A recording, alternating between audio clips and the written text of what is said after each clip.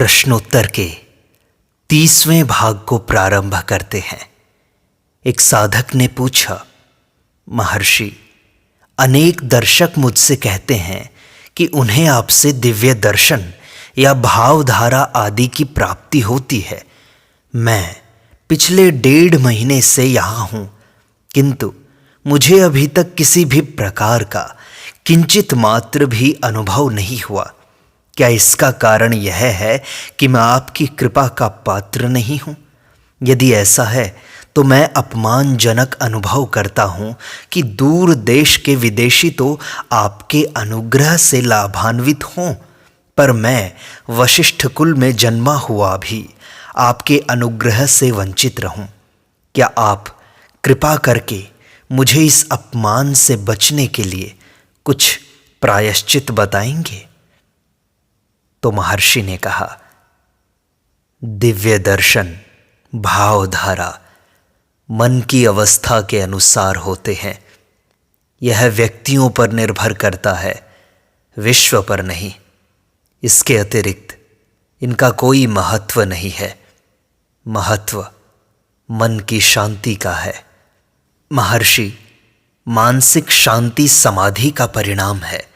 समाधि कैसे प्राप्त करें? संकल्प शून्य होना ही समाधि है। एक भी विचार तुम्हारे मन में ना उठे, वही समाधि है। सुषुप्ति में, गहरी नींद में तुम समाधि में थे। तुम्हारे मन में एक भी विचार नहीं था, वहां मन ही नहीं था। क्या उसमें तुम्हें स्थायी शांति प्राप्त हो जाती है? महर्षि, यहां पत्रिका में लिखा है कि समाधि आवश्यक है। समाधि कोई अलग वस्तु नहीं है जिसे नवीन रूप से प्राप्त करना है। तुम्हारी सहज अवस्था समाधि की है। महर्षि, किंतु मुझे इसका अनुभव नहीं होता। तुम्हारी विपरीत भावना ही इसमें बाधक है। महर्षि, चूंकि मैं आत्म साक्षात्कार नहीं कर पाया हूं, इसलिए मैं कहता हूं कि मुझे अपनी स्थायी समाधि की अवस्था का बोध नहीं है। यह तो बात को दोहराना हो गया। यही तो बाधा है। इस भाव के उदय होने का कारण यह है कि तुम स्वयं अपने को अनात्मा मानते हो। यही भूल है। अनात्मा को आत्मा मत मानो, तब तुम्हें आत्मा स्पष्ट होगी। महर्षि, मैं सिद्धांत रूप से तो समझ गया, किंतु वास्तव में समझ नहीं पाया।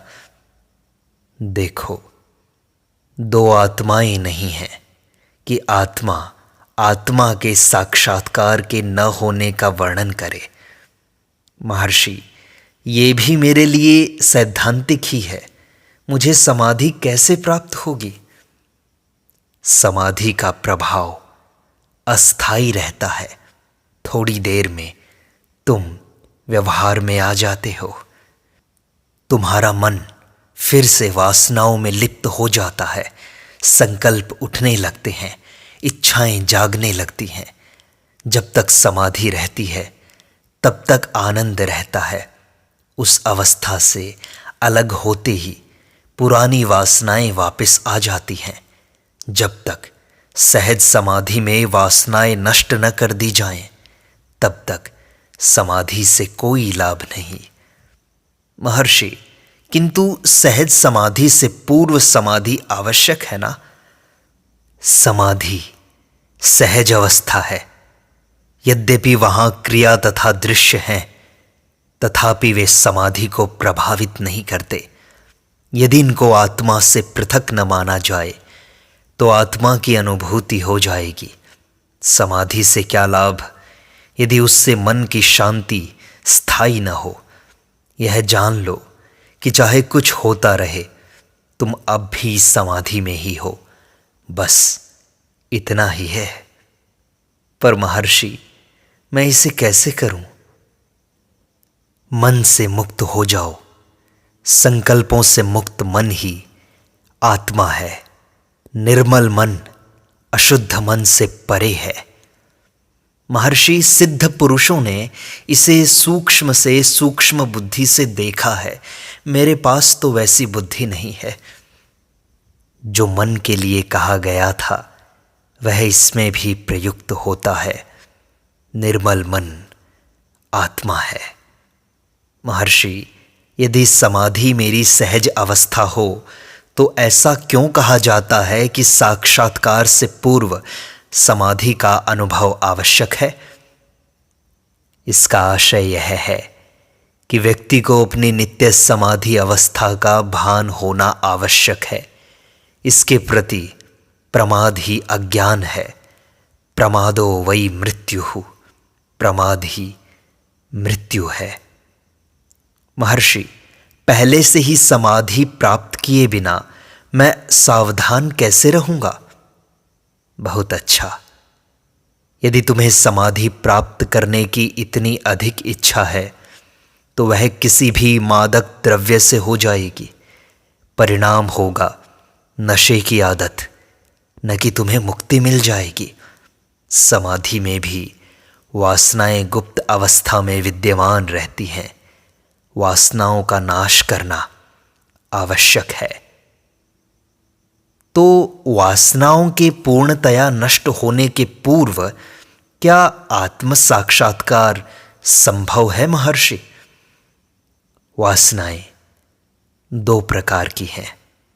पहली, बंधन हेतु, जो अज्ञानियों को बंधन कारक होती हैं, अज्ञानियों को बांधती हैं। दूसरी, भोग हेतु, जो अज्ञानियों को सुख देती हैं। बाद की वासनाएं साक्षात्कार में बाधक नहीं है। महर्षि, क्या आत्मज्ञानी पुरुषों का पुनर्जन्म होता है? उदाहरण के लिए वामदेव, जड़, भरत इत्यादि लोगों का हुआ था। जिन्होंने साक्षात्कार कर लिया है उनका पुनर्जन्म नहीं हो सकता। पुनर्जन्म बंधन कारक वासनाओं से होता है। किंतु वासनाएं जो तुम्हें बांधती हैं वे आत्म साक्षात्कार की अवस्था में नष्ट हो जाती हैं। तो महर्षि, क्या हम यह माने कि वामदेव इत्यादि केवल निर्विकल्प अवस्था तक पहुंच पाए थे किंतु सहज निर्विकल्प तक नहीं? हाँ, ऐसा ही। तो यदि केवल भोग हेतु वासनाएं साक्षात्कार की अवस्था में बाधक नहीं हैं तथा यदि मानव अपनी आनंदमय अवस्था को विभक्त किए बिना संसार की घटनाओं का दृष्टा मात्र रहे तो इसका अर्थ यह हुआ कि केवल आसक्ति ही बंधन है। क्या मैं सही हूं? क्या आसक्ति ही हमें बांधती है? हाँ, पूर्णतया आसक्ति बंधन है। अहंकार के निरसन के साथ ही आसक्ति लुप्त हो जाती है। कहा जाता है कि गुरु कृपा से साक्षात्कार सुलभ हो जाता है। गुरु आत्मा ही है, आत्मा से भिन्न गुरु नहीं है। महर्षि, जैसे भगवान श्री कृष्ण के संदीपनी गुरु थे, राम के गुरु वशिष्ठ थे, ऐसे गुरु साधक के लिए गुरु बाह्य कहा जाता है। गुरु मन को अंतर्मुख करता है। चूंकि साधक बहिर्मुख होता है तो उसे बाह्य गुरु से ज्ञान प्राप्त करने के लिए परामर्श दिया जाता है, जिसे वह समय पर जानता है कि बाह्य गुरु आत्मा ही थे। इसलिए जब तुम अंदर झांकोगे, अपनी आत्मा का अनुभव पता कर लोगे, तो तब तुम्हें पता लगेगा कि आत्मा ही तुम्हारा गुरु है। महर्षि, क्या मुझे गुरु का अनुग्रह प्राप्त हो सकता है? आत्मा का अनुग्रह सदैव है, हमेशा है, किंतु मुझे इसकी प्रतीति नहीं होती। समर्पण से अनुग्रह का बोध होगा। महर्षि, मैंने हृदय तथा आत्म भाव से समर्पण कर दिया है। अपने हृदय की बात मैं सर्वोत्तम रूप से जानता हूं, तथापि मैं अनुग्रह अनुभव नहीं करता हूं। यदि तुमने समर्पण कर दिया होता तो प्रश्न नहीं उठते। महर्षि, मैंने समर्पण कर दिया है तो भी प्रश्न तो उठते हैं। अनुग्रह सदैव ही है, तुम्हारा निर्णय अस्थिर है। दोष अन्यत्र कहाँ हो सकता है, केवल तुम्हारे अंदर है। महर्षि, मुझे समर्पण करने में सहायता प्रदान करें। सहायता सदैव है। महर्षि, जब मैं ज़्यादा समय तक ध्यान करता हूं तो सिर में दर्द होने लगता है। यदि ध्यान करने वाले को और ध्यान को एक जान लोगे तो न सिर में दर्द होगा और न इस प्रकार अन्य कोई कष्ट होगा। महर्षि, किंतु वे तो भिन्न हैं। ध्यान करने वाला भिन्न है, ध्यान भिन्न है। हम उनको एक कैसे जान लें? यह तुम्हारे दृष्टिकोण के कारण है। केवल एक अस्तित्व है और कोई भेद नहीं है। ध्यान से सापेक्ष ज्ञान नष्ट हो जाता है। यह नष्ट होना नहीं है, चूंकि शुद्ध चैतन्य उदय होता है। स्वयं बाइबल कहती है, स्वर्ग का साम्राज्य तुम्हारे अंदर है। यदि तुम स्वयं को देह समझोगे तो इस कथन का अभिप्राय समझने में कठिनाई होगी। इसके विपरीत यदि तुम यह जान लोगे कि वास्तव में तुम कौन हो, तो स्वर्ग का साम्राज्य एवं और सब तुम्हारी वास्तविक आत्मा के अंतर्गत होंगे। ये सब अहंकार के उदय होने के बाद उत्पन्न होने वाली मात्र धारणाएं हैं। दृष्टिम ज्ञानमयीम कृत्वा पश्येद ब्रह्ममयम जगत। अपनी दृष्टि को अंतर्मुख करो और उससे पूर्ण बना लो। उस पूर्ण चैतन्य की अनुभूति के पश्चात बाहर देखने पर तुम्हें जगत साक्षात किए हुए पर ब्रह्म से पृथक दृष्टिगोचर नहीं होगा। चूंकि तुम बाहर की तरफ देखते हो, जगत को देखते हो, तुम्हारा दृष्टिकोण बहिर्मुखी है। तुम बाहर की चर्चा करते हो। उस अवस्था में तुम्हें अंतर्मुख होने का निर्देश दिया जाता है। यह अंदर उस बाह्य की तुलना में है जिसकी तुम खोज कर रहे हो। वस्तुतः वास्तव में आत्मा न बाहर है न अंदर है। स्वर्ग की चर्चा करते समय ऊपर या नीचे, अंदर या बाहर का भाव आता है। चूंकि हम तुलनात्मक ज्ञान के अभ्यस्त हो गए हैं। मनुष्य केवल दृश्य पदार्थों का ज्ञान प्राप्त करना चाहता है और तभी इस प्रकार के भाव उत्पन्न होते हैं। वास्तव में न ऊपर है, न नीचे है, न बाहर है, न अंदर है। यदि वे सत्य होते तो स्वप्न रहित सुषुप्ति में भी रहते, क्योंकि जो सत्य है वह अवश्य ही अखंड एवं स्थायी होगा। क्या तुम्हें गहरी नींद में अंदर या बाहर का कुछ भी भान था? निश्चय ही नहीं था। महर्षि, मुझे याद नहीं है। यदि उस समय कुछ होता तो स्मरण रहता, परंतु तुम उस समय अपने अस्तित्व को स्वीकार तो करते हो। वही आत्मा अब बोल रहा है। जो आत्मा सुषुप्ति में भेद रहित था, अब इस अवस्था में भेद सहित हो गया है और नानात्व देख रहा है। वास्तविक सत्ता केवल एक है, जिसमें दृश्य पदार्थों का ज्ञान नहीं है। वही शुद्ध चैतन्य है। यही आनंद की अवस्था है जिसे हम सब स्वीकार करते हैं। यही अवस्था, इसे जागृत अवस्था में भी लाना परम आवश्यक है। इसे ही जागृत सुषुप्ति कहते हैं। यही मुक्ति है। महर्षि, जिसका पुनर्जन्म होता है, क्या वह अहंकार है? हाँ, परंतु पुनर्जन्म क्या है वह जान लो। अहंकार तो वही रहता है नवीन देह उत्पन्न होकर इसे धारण करती है। अहंकार में परिवर्तन नहीं होता। यह एक देह त्याग कर दूसरी देह खोजने तथा प्राप्त करने नहीं जाता। तनिक देखो तो तुम्हारे स्थूल शरीर का क्या होता है। मान लो कि तुम लंदन जाओ। यह तुम कैसे करते हो? तुम एक वाहन लेकर बंदरगाह तक जाते हो तथा स्टीमर पर सवार होकर कुछ दिनों में लंदन पहुंच जाते हो। हुआ क्या है? वाहन चलता गया किंतु तुम्हारा शरीर नहीं।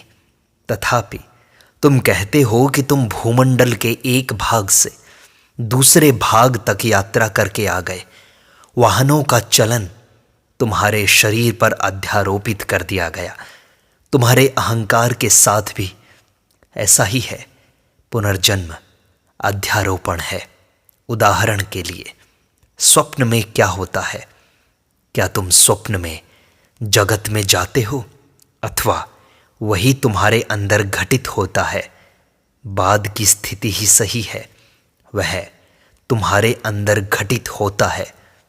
तुम्हारे मन में पूरा संसार चलता है। सारे शहर, सारी घटनाएं केवल तुम्हारे मन के अंदर चलती हैं और वो कितना वास्तविक लगता है। पुनर्जन्म के साथ भी ऐसा ही है। अहंकार बिना परिवर्तन के सदैव रहता है। फिर तुम्हारी सुषुप्ति में देश एवं काल नहीं रहता। नींद में तुम्हें समय का भान नहीं रहता। जरा ध्यान से देखो, ये धारणाएं हैं जो अहम वृत्ति के उदय होने के बाद उदय होती हैं। अहम वृत्ति के उदय होने से पूर्व धारणाओं का अभाव था। अतः तुम देश व काल से परे हो। अहम वृत्ति सीमित मैं है। वास्तविक मैं असीमित है, सर्वत्र व्याप्त है एवं देश व काल से परे है। सुषुप्ति में इनका अभाव है। सुषुप्ति से जागने के बाद तथा दृश्य जगत को देखने से पूर्व जो एक जागृति की स्थिति है, वह तुम्हारा निज स्वरूप है। यह जानना आवश्यक है। महर्षि, किंतु मैं इसका अनुभव नहीं कर पाता। यह इंद्रियों द्वारा अनुभूति का विषय नहीं है। तुम चाहते हो कि तुम जैसे दूसरे बाहर के पदार्थों का अनुभव करते हो, वैसे ही तुम स्वयं का भी कर पाओ। ये संभव नहीं है। आत्मा इंद्रियों द्वारा जानने योग्य विषय नहीं है। तुम वही हो। कौन किसका अनुभव करेगा? वहाँ अनुभव करने वाला मिट जाएगा, मन मिट जाएगा, बुद्धि मिट जाएगी, केवल आत्मा अवशेष रहेगा। उस समय तुम्हारे सारे संशय मिट जाएंगे, सारे प्रश्न, सारे दुख मिट जाएंगे।